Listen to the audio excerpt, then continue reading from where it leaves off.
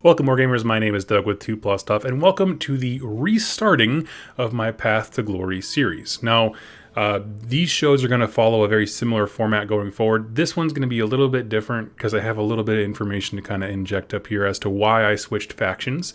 But going forward, the way these are going to work is I'm going to have a reinforcements phase, which is when I talk about the hobby progress that I've made on my warband as far as new units being added and painted and built and all these kinds of things.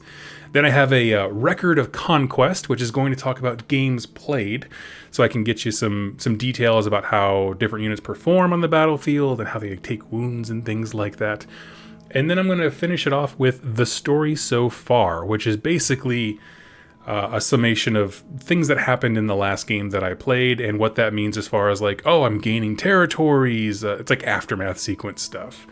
And then the last one is next step on the path, which is just what I'm looking forward to, what I want to add to my warband, where it's headed, that kind of stuff. But before I dive into that as normal, there is a little bit of explanation required. You see, I did a video called Episode 0 for Path to Glory, and in that one, that was more of a tutorial as to helping people walk through the actual building of a, order of battle and the Path to Glory roster and all those kinds of things.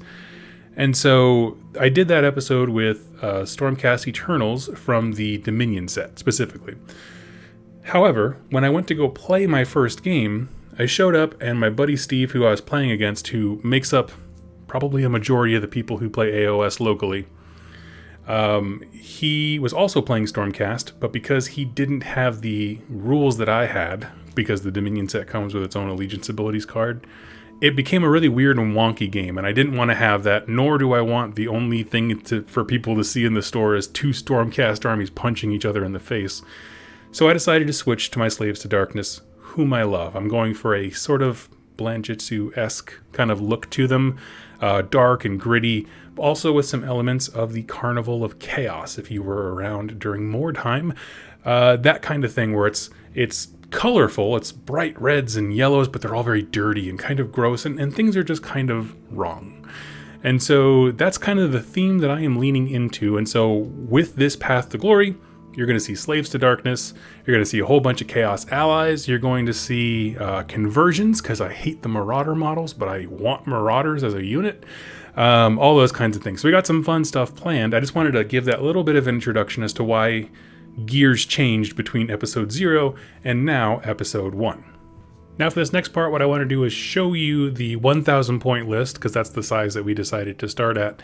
And basically we'll go over to the camera. I'm just going to review it very quickly. Again, if you want to learn how to actually go about building a warband and that kind of stuff, go see episode 0, because even though I've switched factions, that one, that actually I put out before the new points and stuff like that dropped, but the fundamentals of how I go about building the actual warband are exactly the same. So if you're looking for a how-to, that's still a totally relevant video. But let's talk about this army.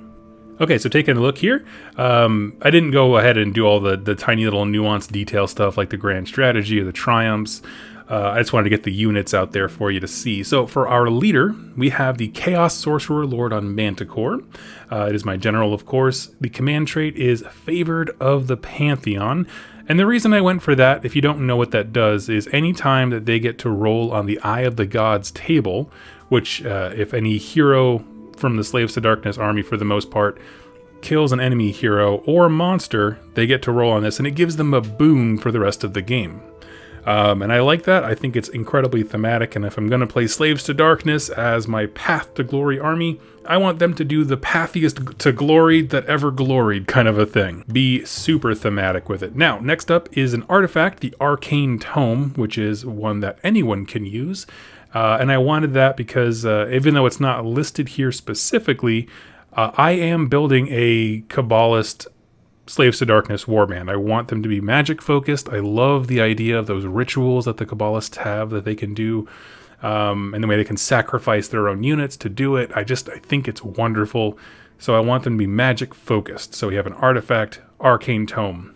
Mark of Nurgle Chaos, that's going to be pretty much the same across all these units, because for this army, if you can't tell, I know you probably can't just based on the units, but I am trying to build a Carnival of Chaos theme. And so, again, I said that before, this just kind of feeds into it with the Nurgle marks. Now, For his spell, it is Spite Tongue Curse. And if you don't know what that spell is, it's incredibly fun. Basically, it has like a casting value of 3, and if it's successful, it just does 3 mortal wounds to a unit, which is incredible. The downside is, if you fail to cast it, or if you get it unbound, like somebody outcasts you and it's unbound, you are the one who takes 3 mortal wounds, which means if you miscast, rolling double ones, my understanding is that is in addition to the mortal wounds that you suffer from this spell. Now, as far as the actual units that I have, we have Chaos Chariot. I like him. I think he's a cool model. I would love to see more of them fill up the ranks of my army. Then we have the Chaos Warriors. They're now in minimum units of 10, which is a huge tax, but I do like them as models and as warriors. As far as other units go, we have the Iron Golems, simply because they were cheap. Essentially, I wanted to build in a unit that could be sacrificed very easily. So, of course, as I'm doing the Kabbalist thing, they can do their rituals and they'll sacrifice D3 models from a unit nearby. The Iron Golems are, 1, cheap, and they have fantastic leadership if there's a signifier in the unit. I think they're Bravery 8, which is wonderful to have, especially if you're just going to be plinking 2 or 3 dudes out as you go. Now, in addition to that, they also make great bodyguards for the sorcerers that I'm going to have here later, simply because they have a 4-up save. I mean, they function, they're slow, plotting, chaos warrior type things that I don't mind sacrificing. So I think that they're a bargain at that price. I also allied in 5 Blight Kings because I didn't have anything else painted at the time to bring. These are Blight Kings that I kept from my big Magakin of Nurgle army. I actually kept quite a bit of stuff from that. I have, 5 Blight Kings, a Lord of Blights, and 2 Puscoil Blight Lords because I wanted to have all the options available to me for Warcry. But they're going to show up in this because they are wonderful models in this game. And lastly, we have the Chaos War Shrine. I'm going to build a new one and do some kit bashing to make it frankly more fun looking, but I do like this model quite a bit.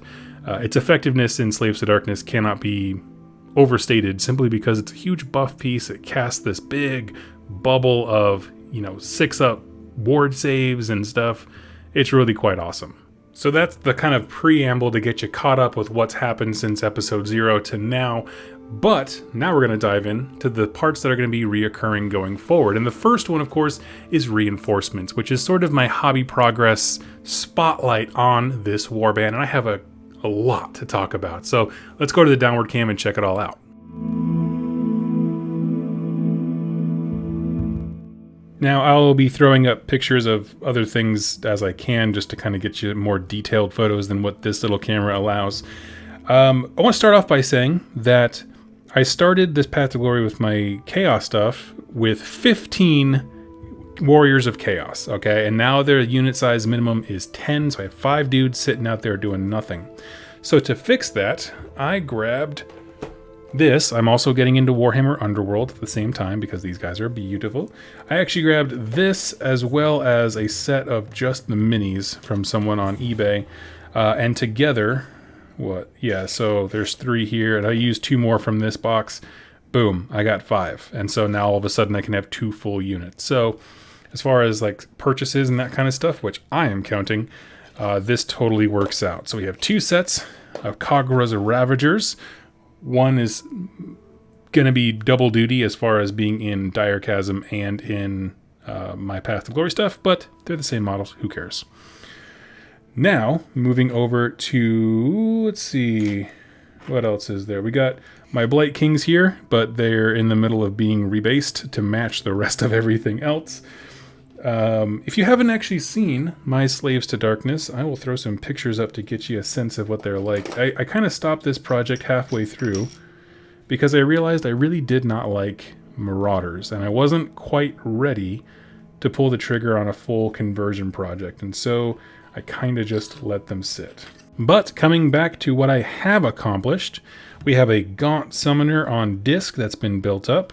A unit of, this is essentially a start collecting box. So we have a unit of 10 Chaos Warriors, 5 Knights, a Lord on Crackerjack, and then over here we have the Endless Spells. The one that I really am interested to use is this guy. The dude, it's a predatory spell, and it just does mortal wounds whenever it touches something, and a few other cool things. But in Kabbalists, in my hero phase, I can sacrifice chumps, i.e. iron golems here, and move this 3 inches for every dude sacrificed. Okay, so it gives me a second chance. After everyone has done their endless spells, I get to try again in my hero phase to get more life out of these things, and I cannot wait to try that on the table. Beyond this, we have what else? Oh yeah, let me show you the fun one. I'll put this off to the side. We have these Marauders. Now, I only built 3 initially because I needed those for Warcry, my Slaves to Darkness Warcry warband. But essentially what I'm doing is I'm mixing in parts of the Flagellant kit, the Spire Tyrants, as well as the Poxwalkers from from 40k. And I'm turning them into their own unit. So for this guy, for example, it's mostly a Poxwalker. I just replaced the head with a Devoted to Sigmar who's all mauled in the face, and he put a noose around his neck. For this guy, he was carrying a 2-handed weapon, but I just wanted it to look a little bit different. I didn't want it to be sci-fi-y, so I cut off those arms and put on the Flagellant arms, who would be carrying the exact same weapon. And this for the leader guy, I went ahead and just cut off his hand, put on a hand with a sword from the Spire Tyrant's kit, and glued on the shield, and it actually lines up perfectly with his little tentacle arm thing. And so this is a vision of the kind of Marauders that I'm going to be building in the future. Now, along with that, I do have this big fat stack of sprues.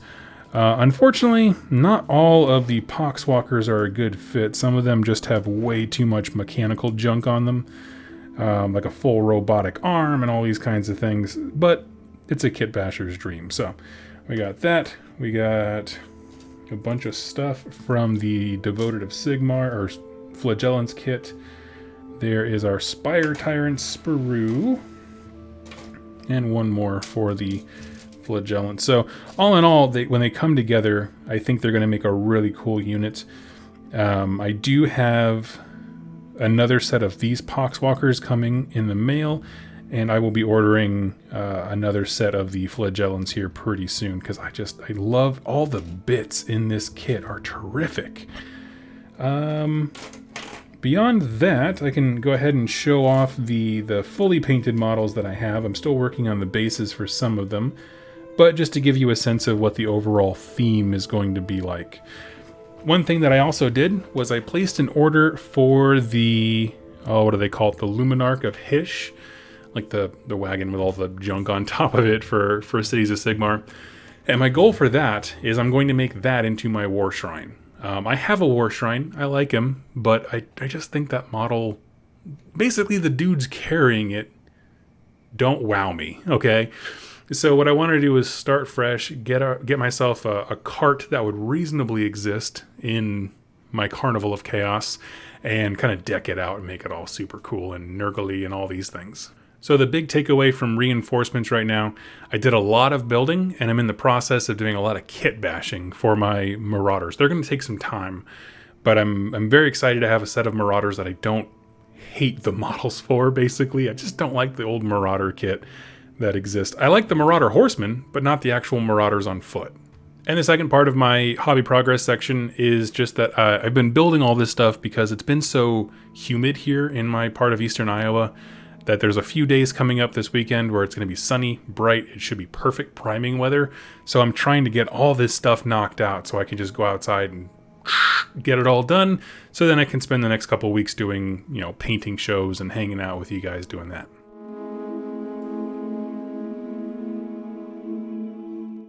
Moving into my next section, we're going to talk about the Record of Conquest. This is basically games played, walking through the different scenarios and stuff. Now, keep in mind, I am still learning 3rd edition, along with everybody else. Age of Sigmar is not super popular locally, and so it can be like pulling teeth to get people to come out and actually play it. So it's not like I've been getting my reps in and that kind of stuff. That being said, I had a wonderful time with my first game. We played a mission. I played against my friend named Steve. We played Breakthrough, which is a narrative mission from the core book. And essentially, if you don't know what that is, one person is the invader, one person's the defender. The invader the more aggressive player, is trying to reach their opponent's board edge. If you're within 7 inches of your opponent's board edge, I think it's 7 or 8 inches, at the end of a round, that model is taken off the board. The more models that the aggressor has escape, the better they do. If no models escape, then the defender wins. So we played this game out. Steve, with his Stormcast, was the defender. My deployment as the aggressor was I had the entire half of my side of the table. Steve had like these 2 corners that he could deploy in. Well, it turns out, if you have a ballista and you have judicators and you can put Stormcast up in the sky, you don't really like need to have a good deployment zone. And so the way that this battle pretty much went down was I thought I would be sneaky and spread my unit out. Okay, I was like, okay, we're all just going to make a mad dash. Somebody will make it to the end across the actual battlefield and that kind of stuff. And Steve just decided to not let that happen. Basically what I learned is that spreading my guys out, it just did nothing. It allowed him to kind of plink them off. The ballista and some ether wings actually took out the Chaos Chariot because he did nothing. He whiffed all of his attack rolls. So he sniped them off from the side. And then for the Iron Golems, I had them go to the left, thinking that they could kind of sneak by, not being much of a threat. They got iced by the Judicators. And then for most everything else, a 10-man unit of Liberators and a 5-man unit of Evocators came out of the sky with a Lord Castellant behind them and pulped the rest of my army. The one person who made it as far as possible was the War Shrine by like retreating and running as fast as possible, but even he could not make it. So that was a major victory over to Steve. Congrats, a little golf clap. As far as reviewing the game to learn, it's a bit of an odd situation. So I'm a little bit bound by the models that I actually own, right? That's why I'm kind of going on a conversion building spree right now to get more options. So because of the small point size and that I only had 1 unit of chaff, like the Iron Golems, I didn't really use my Kabbalist's ability to sacrifice people for anything. I was like, no, I need bodies on the table because those bodies need to make it across the board, right? Every unit counts, and if I make them easier to delete, it doesn't help me, right? And so that was my thought process as to why I didn't play super aggressively in that manner. That being said, I'm still, getting used to the army, still getting used to the rules. Like, I forgot little stuff that probably wouldn't matter in the end, like the 6-up ward save for the War Shrine projecting out. He didn't have everybody in the bubble the entire game. It's not like I missed a ton of them. But it's something that matters. It adds up over time. So I just needed to kind of get better at that. I'm going to make my own little AOS reminder sheet for myself for next time. I think that'll be awesome. And hopefully go from there. Ultimately, I think this is it's a fun narrative mission because it takes your faction and makes them have an objective that is very off the wall, right? Just get across the table sounds very simple, but for my army, when the Chaos Warrior moves 5 inches, Blight Kings move 4. There's, the Manticore can fly. Manticore can go 12 inches. I believe the Chariot can as well. And the thing is, I spread myself too thin was the end result, is that because I spread myself too thin, he was able to plink off targets of opportunity from the left and the right, as well as drop a huge wall of beef in the center with the Evocators and Liberators. So he played extremely well. I think if I had to do it over again, I would probably be rolled for it, so it might happen again, I don't know. But I think what I would do is clump up a bit more, in the center, and then have some of my faster pieces move out to pin down so I can't get stuck or locked into combat, and then have a few things just shoot straight for the center. I think that would be a much smarter way to go about it, but I don't really know. So if you've had success with Breakthrough as a mission, go ahead and let me know in the comments down below what helped you, especially because, like I said, there was a ballista on one side and a unit of Judicators on the other, so I'm walking through a killing field, which is the whole point of the mission, right? Super thematic, I loved it. It was just rough because I tried to be clever and spread out. I think I should have tanked up. And then we have the story thus far, which is me cracking open my sweet Path to Glory game book, which actually I'll show you here on the screen in case you're wondering what it looked like. It's actually super nifty. So essentially in this, it allows you to keep track of all the details of the game, what went down, that kind of stuff, calculate your glory points, all those things. Super nice, love it. But this whole section is about the aftermath sequence. What happened after that game? Narratively speaking, of course. Well, I got totally wiped out. Every single person had to roll for injuries. My warlord, the Chaos Sorcerer Lord on Mana Core, he does have to... he starts the next game with 1 wound. He had a serious injury, so the next game he's going to be walking on the table with 1 wound gone. Let's see. We had 2, I believe, of my Iron Golems. Same thing. They took casualties. They're out of there. I'm going to take to the smaller guys. Luckily, the Ogre Breacher, thick boy, he counts as 3 wounds, so that's kind of nice. So they got hurt. I did have some casualty score on my Warriors of Chaos. However, during that last step, you can spend glory points to recoup so that your guys can not suffer losses if they're very important or they're critical to your game, that kind of stuff. And so I went ahead and did that. So I took the glory that I got just for participating in a battle, because I didn't win anything. I spent 1 glory to move my campaign progress tracker forward, so I'm at 1 of 3 that I need. And then for the others, I pretty much just... I think I still banked a few, but I did put some into healing up those Warriors of Chaos, because at this point, they're my only unit that can do some real damage, besides the... I guess the Blight Kings can too. But yeah, they're nasty, and so I wanted to keep them kind of trucking along. Now, in these early games, the story so far section's not going to be super interesting. I don't have enough glory to purchase any like terrain, you know, that kind of stuff. Territories is what I'm trying to say, my goodness. And I haven't completed a quest to be able to delegate over a new artifact or anything like that. I do have some points kind of saved up so that I can add new units. The new units that I'm thinking of adding, as my warband thematically draws other chaos people towards me. Again, cultists, I got my 3 right here. I'm actually going to use the female Chaos Sorcerer Lord from Kagra's Ravagers, the Warcry set, as a Chaos Sorcerer Lord in this game. Because one, it's just an absolutely beautiful model. But also, I want to, again, I'm going Kabbalist. I want to have more. So when I sacrifice people, I get more of a buff. If you don't know, with Kabbalists, you can sacrifice up to D3 people for all of them that are killed. And it's not wounds, it's models. So that's important. You want dirt cheap nobodies. For all the ones that are sacrificed, if you do 1 ritual, that much difference is added to your spell casting. So if I sacrifice 2, I get +2 to my casting rolls. And then the other ritual that they can do is for each of the 3 that I kill, I can move an endless spell 3 inches. And there's a certain range. I'm not going to worry about the details right now, but that's something that I really want to do. When I get to my full game, I want to be able to, have endless spells moving around, manipulate my opponents possibly, all those kinds of cool things. So I'm very excited about it. I didn't capture a territory. I have to scratch that out because we were dinguses and misread the aftermath sequence. I thought it was like in Warcry where you pretty much like get a territory roll just for kind of showing up kind of a thing, right? I mean, you don't actually do that, but you just kind of get some stuff for having played a game like Lesser Artifacts and junk. And this one, nope, you actually have to buy the territories, which makes perfect sense. There's lots of ways to spend your glory points, and that ultimately is a fantastic campaign system.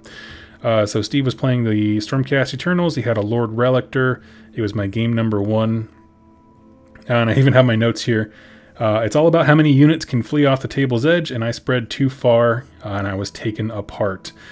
And then it's funny that there's like VP trackers, because in the narrative mission I was playing, there's no victory points. It's just you either got dudes off the table or you didn't. So like after turn 1, you can see my brain going, why the hell am I tracking this?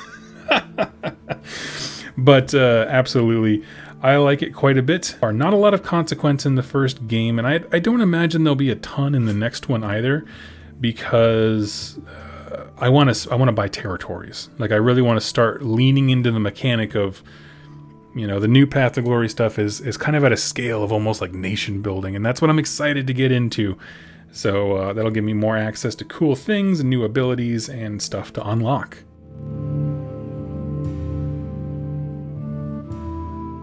Now the last section here is the next step on the path, which is basically just a summation of what I'm excited for, what I enjoyed, and what I'm looking forward to. And I want to say up front, I thoroughly enjoy 3rd edition. I mean, I know that the competitive side has a lot of questions and things that they're struggling with as far as FAQs and that kind of stuff. We never really had a problem in our game. It was very simple, straightforward. We really enjoyed the narrative aftermath sequence stuff. Like, it just made games fun. We just sat together and you just rattle it off. Hey, this is what you do. Did you score this? Did you score this? Boom. You want to buy anything? Nope. Cool. Done. Like, it was just very simple, straightforward. My goal going forward is frankly to beat Steve. I have yet to beat Steve at anything. So, I mean, this is a guy that I knew way back when I was playing War Machine and Hordes. He actually got me into that game. He was my press ganger locally. And so, never beat him then, haven't beaten him now. So with the 2 AOS games we played and a game of 40k where he just stomped my Tyranids. So, yeah, I'm also excited to play different sized games because we have a friend, Robbie, who is into Night Haunt. He's the one I play a lot of Warcry with. So if you see me talking about Warcry battle reports, it's probably with him. He's getting excited about AOS and is building up his Night Haunt to starting obviously with the 600 point level. So we'll give him a buff with a few glory points to kind of add stuff when he wants to, but he'll start there. And the nice thing about the way Path to Glory works is it plays to the weakest member is not the word, but it's the phrase that I've heard before. But essentially, the game is set to the person with the least amount of stuff in their collection. So if I have played 5 games and I have, finished a quest and I've got new artifacts and stuff, I can't take any of that if I'm playing someone at the 600 point level because they will not have had a chance to accrue those things. So, yeah, there's that. And I think that's wonderful. It helps kind of keep things from having like a runaway victor. So I'm excited to that. I'm excited to play with other people, different point sizes, of course. I don't know what I would even do at the 600 point level, to be honest with you. And that's something that I hit with this and why I was so adamant about, like, I need to go buy some frickin' Marauders that I can stand the look of. And the reason for that is simple, is just because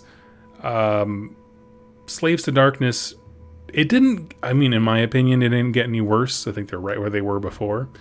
But they got different in the sense of when they changed Chaos Warriors from 5 minimum size to 10, not only did it mess up like my personal collection, I thought that I had 3 battle line units and now I don't, I have 1.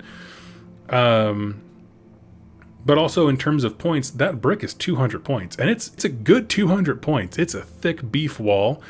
But that being said, it's a little bit rough to do list building with because it's such one big sink. And so having smaller units like the Marauders, like the Iron Golems, where you have, you can throw some options in that give you more play, especially with Kabbalists where I want to be nuking my own guys. Those things are very important. And so I think on the next step of my little leg is, 1, I want to beat Steve. It's always the goal. And then I also want to spend a lot of my glory to get some of those cheaper units. And not so much for power gameriness, but just to have options, because there's a lot of times where I'm like building a list and the points there's just a weird number of points left where I don't own anything that I can fit into that specific little slot that's left. So that's why. And that's also why I got the Endless Spells, because they are also a great way to fill in those kinds of weird point gaps. So, yeah, that's all that I have going on. This is the things that I'm really excited about. What else do I have here? Yeah, I want to have more options for small heroes, marauders, monsters, and so on. I'm excited. This is just a note that I wrote here at the end. I'm excited for a game that's a little more inviting to combat than this one. And I think that's a huge point where this scenario is very much focused on you each have one objective, right? Get to the end of the table and then stop your opponent from getting to the end of the table. But there wasn't much of like a combat decisiveness to it. Like, I'm not fighting to get to a thing. It's just get to a thing. And I felt like it almost in a sense, if you're playing certain factions like Seraphon, or a lot of things that have heavy teleportation spells, it could be very non-interactive. Like, if I took the spell, I think it's in the Slaves to Darkness book, that just lets me teleport, this would have been their turn 1. I took the first turn. Like, I could have reasonably been in his deployment zone off the table turn 1. And how much fun would that have been? None. That's why I went with Spike Tongue Cursed, because it's like, this has the chance to backfire, and that's what I'm all about. So anyway, friends, that'll do it for me. Thank you for sitting and hanging out with my Path to Glory episode 1. I look forward to doing this again. Hope that you enjoy it. Next time, I will have some names for my different characters, and I'll start kind of building the lore around my Carnival of Chaos as it goes. So I hope that you'll join me for that. Thank you so much for watching and listening. I'll catch you next time. Happy wargaming.